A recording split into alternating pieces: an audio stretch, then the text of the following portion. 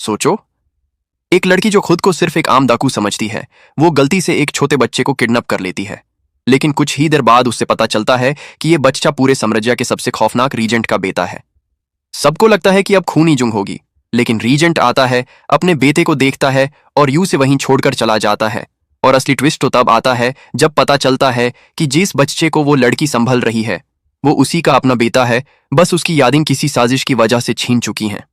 आखिर उसके साथ हुआ क्या था, चलिए जानते हैं। कहानी शुरू होती है ब्लैक विंड माउंटेन से, जहां लिंगजन नाम की एक बहादुर लड़की अपने पिता जो शंची के साथ रहती है।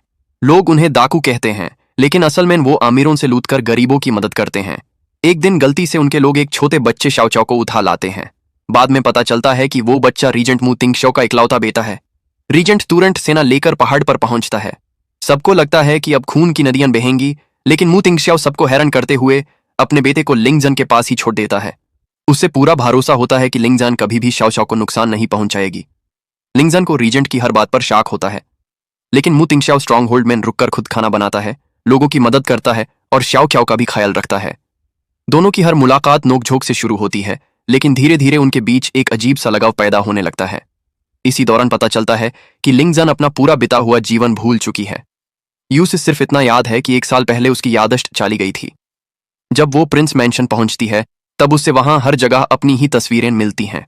अब उसके मन में एक ही सवाल होता है, अगर वो कभी यहां नहीं आई तो उसकी तस्वीरें महल में क्यों लगी हैं।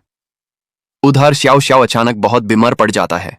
महल के वैद्य भी उसका इलाज नहीं कर पाते।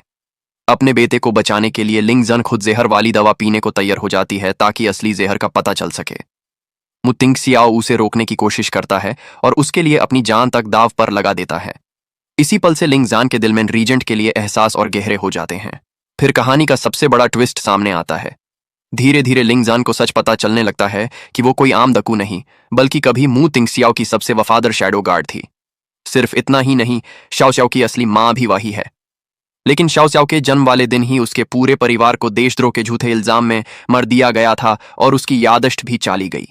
मू तिंगशियाओ उससे सच बताने से इसलिए डरता था क्योंकि यूसे लगता था कि पुरानी यादें लौटने पर लिंगजन दोबारा टूट जाएगी। लेकिन लिंगजन सच जानने की जिद करती है और याददाश्त वापस लाने वाली दवा पी लेती है। दवा का असर होते ही उसके सामने पूरी जिंदगी फिल्म की तरह चलने लगती है। यूस याद आ जाता है कि उसकी और मू तिंगशियाओ की शादी हुई थी। दोनों एक दूसरे से बेइंतहा मोहब्बत करते थे। शाओ शाओ उनके प्यार की निशानी था, लेकिन इसी खुशी के बीच किसी ने लिंग परिवार को देशद्रोह के झूठे केस में फंसा दिया। इंपीरियल गार्ड्स ने पूरे परिवार का कत्ल कर दिया और लिंगजान को भी मरा हुआ समझकर छोड़ दिया। यादीन लौटते ही लिंगजान को लगता है कि मू तिंगशियाओ ही उसके परिवार का कातिल है।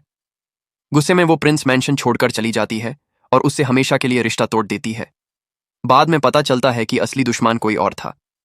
जियन नाम का आदमी सालों से महल में रहकर सबको धोखा दे रहा था। वही बॉर्डर किंगडम का छुपा हुआ राजकुमार तमुअर था। उसने ही लिंग परिवार को फंसाया, ब्लैक विंड स्ट्रांग होल्ड पर हमला करवाया और मू तिंगशियाओ और लिंगजान के बीच नफरत पैदा की। अपनी साजिश को पूरा करने के लिए जियन शाओचाओ का अपहरण कर लेता है और दोनों पति पत्नी को एक दूसरे के खिलाफ खड़ा कर देता है।